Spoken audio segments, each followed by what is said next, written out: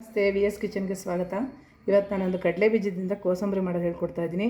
ಮದುವೆ ಮನೆಗಳಲ್ಲಿ ಮಾಡೋವಂಥ ಕೋಸಂಬರಿ ಮಾಡೋದು ಹೇಗೆ ಅಂತ ನೋಡ್ಕೊಳ್ಳೋಣ. ಬೇಕಾಗಿರೋ ಸಾಮಗ್ರಿಗಳು: ಕಡಲೆ ಬೀಜ 1 ಕಪ್ಪು, ದಾಳಿಂಬೆ ಹಣ್ಣು 1 ಅರ್ಧ ಕಪ್ಪು, ತೆಂಗಿನಕಾಯಿ ತುರಿ 1 ಕಾಲು ಕಪ್ಪು, ಸ್ವಲ್ಪ ಕೊತ್ತಂಬರಿ ಸೊಪ್ಪು, ಸ್ವಲ್ಪ ಅಚ್ಕಾರದ ಪುಡಿ, ಸ್ವಲ್ಪ ಗರಂ ಮಸಾಲೆ ಪುಡಿ, ಕ್ಯಾರೆಟ್ ತುರಿ ಸ್ವಲ್ಪ. ಇವಿಷ್ಟು ಬೇಕಾಗಿರೋ ಸಾಮಗ್ರಿಗಳು. ಮಾಡೋದು ಹೇಗೆ ಅಂತ ನೋಡ್ಕೊಳ್ಳೋಣ. ಮೊದಲಿಗೆ ಕಡಲೆ ಬೀಜನ ಒಂದೊಂದೇ ಸ್ಪೂನು 1-2 ಸ್ಪೂನ್ ಎಣ್ಣೆ ಹಾಕಿ ಕರ್ಕೋಬೇಕು. ನಾನಿಲ್ಲಿ ಬಾಣಲಿಗೆ 1-2 ಸ್ಪೂನ್ ಎಣ್ಣೆ ಹಾಕ್ಕೊಂಡಿದ್ದೀನಿ. ಅದಕ್ಕೆ ಕಡಲೆ ಬೀಜ ಹಾಕಿ ಈಗ ಎಣ್ಣೆಲಿ ಈ ರೀತಿ ಗ್ಯಾಸ್ ಸಿಮ್ಮಿಟ್ಕೊಂಡು ಈ ರೀತಿ ಕರ್ಕೋಬೇಕು.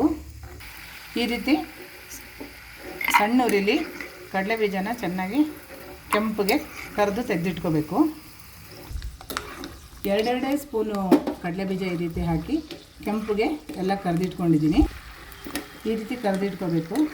ಈಗೆಲ್ಲ ಡೀಪ್ ಫ್ರೈ ಮಾಡಿ ಇಟ್ಕೊಂಡಿದ್ದೀನಿ.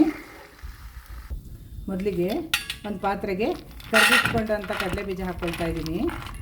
ಡೀಪ್ ಫ್ರೈ ಮಾಡ್ಕೊಂಡಿದ್ನಲ್ಲ ಆ ಕಡಲೆ ಬೀಜ ಇದಕ್ಕೆ ಹಾಕ್ಕೊಳ್ತಾ ಇದ್ದೀನಿ. ನಾನಿಲ್ಲಿ 1 ಕಪ್ಪಷ್ಟು ತೊಗೊಂಡಿದ್ದೀನಿ. 100-150 ಗ್ರಾಮಷ್ಟು ತೊಗೊಂಡಿದ್ದೀನಿ. ಅದಕ್ಕೆ 1 ಕ್ಯಾರೆಟು ತುರಿದಿಟ್ಕೊಂಡಿದ್ದೀನಿ, ಅದನ್ನು ಹಾಕ್ತಾಯಿದ್ದೀನಿ. ಒಂದು ಮೀಡಿಯಮ್ ಸೈಜ್ ಆಗಿರೋ ಕ್ಯಾರೆಟು ತುರಿದಿಟ್ಕೊಂಡಿದ್ದೆ, ಅದನ್ನು ಹಾಕ್ಕೊಳ್ತಾ ಇದ್ದೀನಿ. ಸ್ವಲ್ಪ ಕೊತ್ತಂಬರಿ ಸೊಪ್ಪು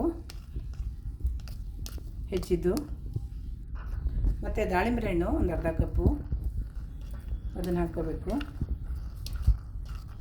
ಇದು ಫಂಕ್ಷನ್ಗಳಲ್ಲಿ, ಮದುವೆ ಮನೆಗಳಲ್ಲಿ ಮಾಡುವಂಥ ಕೋಸಂಬರಿ. ಇದಕ್ಕೆ ಸ್ವಲ್ಪ ಗರಂ ಮಸಾಲ ಪೌಡ್ರು 1 ಅರ್ಧ ಸ್ಪೂನ್ ಹಾಕ್ಕೋಬೇಕು. ಮತ್ತು ಖಾರಕ್ಕೆ ಅಚ್ಕಾರದ ಪುಡಿ ನಾನಿಲ್ಲಿ 1 ಸ್ಪೂನ್ ಹಾಕ್ಕೊಳ್ತಾ ಇದ್ದೀನಿ. ಖಾರ ಜಾಸ್ತಿ ತಿನ್ನೋರು ಸ್ವಲ್ಪ ಜಾಸ್ತಿ ಬೇಕಾದ್ರೆ ಹಾಕ್ಕೋಬೋದು. ಅಚ್ಕಾರದ ಪುಡಿ, ಸ್ವಲ್ಪ ಟೇಸ್ಟಿಗೆ ಉಪ್ಪು, ರುಚಿಗೆ ತಕ್ಕಷ್ಟು. ಕಾಯಿ ತುರಿ 1 ಅರ್ಧ ಕಪ್ ಹಾಕ್ಕೊಳ್ತಾ ಇದ್ದೀನಿ.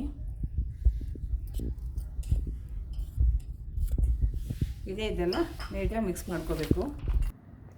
1 ಅರ್ಧ ಸ್ಪೂನಷ್ಟು ನಿಂಬೆ ರಸ ಹಾಕ್ಕೊಳ್ತಾ ಇದ್ದೀನಿ. ಈಗ ನೀಟಾಗಿ ಮಿಕ್ಸ್ ಮಾಡಿಕೊಂಡ್ರೆ ಕೋಸಂಬರಿ ರೆಡಿ ಆಗುತ್ತೆ.